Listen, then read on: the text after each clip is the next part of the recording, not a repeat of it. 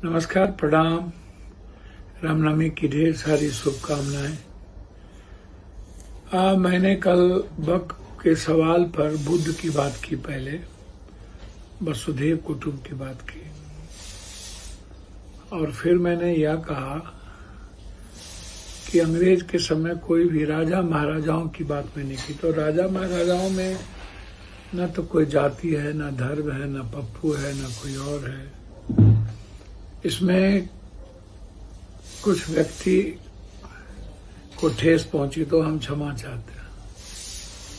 संदर्भ कुछ और था।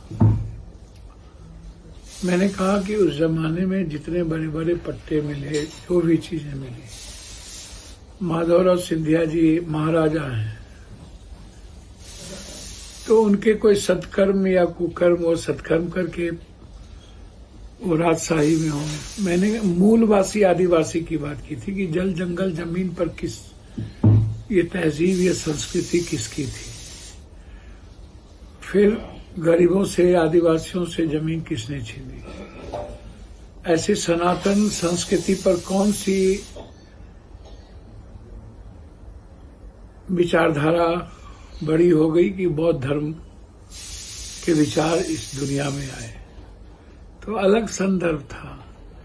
मैंने यह भी कहा कि महिलाओं के आरक्षण पर मैंने कहा कि आप दलित, एसटी, एससी, बीसी को आरक्षण नहीं देना चाहते थे, इसलिए महिलाओं का सम्मान नहीं कर पा रहे। भैया, सदन में कई तरह की बातें होती है।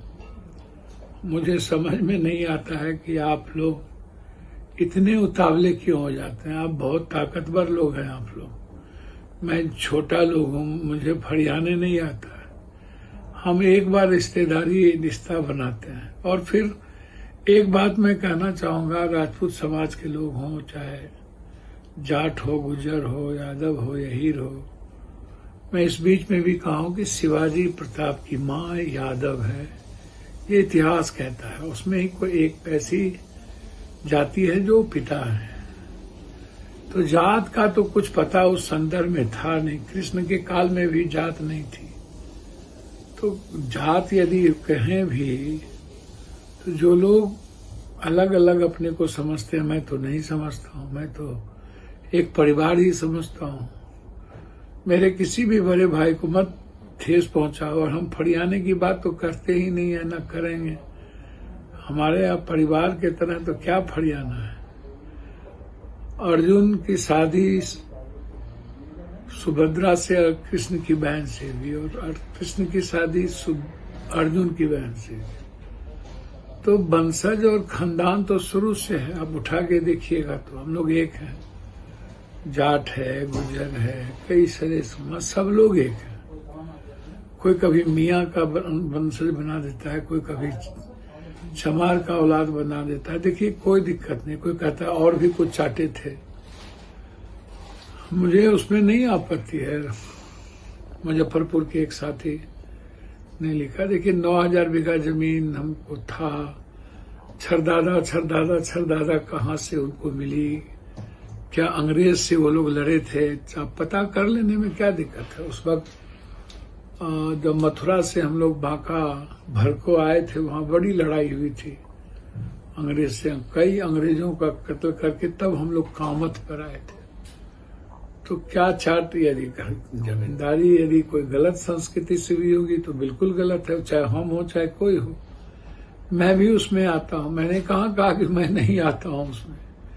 यदि हमारे पुरखों ने, पूर्वजों ने कोई देश को बेच करके या अंग्रेजों की दलाली करके लिया होगा तो निश्चित रूप से वो गलत था, और मैं उसे गलत मानता हूँ। बस मैंने यही बात तो मैंने कही। क्षमा, वैसे यदि किसी को ठेस पहुंची तो मैं क्षमा चाहता हूँ।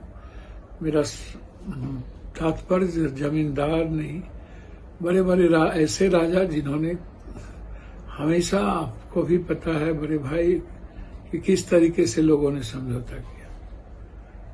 मैं तो हमेशा, जैसे रंगा संगा सर का सवाल आया तो मैं बड़ी मजबूती से खड़ा। हम लोग वीर के साथ है, इतिहास पुरुष। तुरंत फरियाने की बात पूर्णिया आ जाने के बाद सब पूर्णिया और फरियाने लगता है कि बहुत बचकना होती है। दूसरी तरफ मेरे खून में, मेरे संस्कार में किसी जाति को, किसी धर्म मजहब को गाली देकर राजनीति करना नहीं है। मैंने कई बार कहा कि मेरे बाप दादाओं ने आनंद मार्गी हैं, मैं लोग शिव को मानने वाले, आनंद मूर्ति जी को, मेरे ऐसे संस्कार नहीं, तो मैं ऐसा भी नहीं कर सकता हूं, ना मैं करूंगा, ना मैं ठेस पहुंचाऊंगा। जमींदार का तात्पर्य किसी जाति से नहीं होता है, न है। और उस जमाने में जो अब देखेंगे जमींदार, तो गोपाल, अहीर, ये सब सबसे बड़े बड़े जमींदार रहे हैं। इतिहास उठा के देखिएगा तो उससे बड़ा जमींदार कोई नहीं, राजा कोई नहीं रहा। तो मैंने एक संदर्भ में कही, मैंने किसी को गाली नहीं दिया।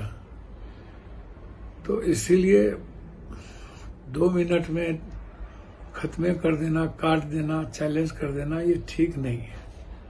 आप भी काम करिए, लोगों की सेवा करिए, हम भी कर रहे हैं। सब लोग मिल करके सीमांचल कोसी की बात करें। हर दिन हम अपने घर की सीमांचल की बात उठाते हैं। दूसरी तरफ कुछ लोग जो टुकड़े टुकड़े गैंग के हैं, जिनको कोई एक बिहार से बाहर बहरूपिया जो आजकल रारजेडी नेतृत्व कर रहा है उसको चलाता है, वो जो लिख के देता है, कुछ लोग कुछ भी प्लान कर देते हैं, चाहे कोई नवादा का हो, चाहे किसी पद पर हो।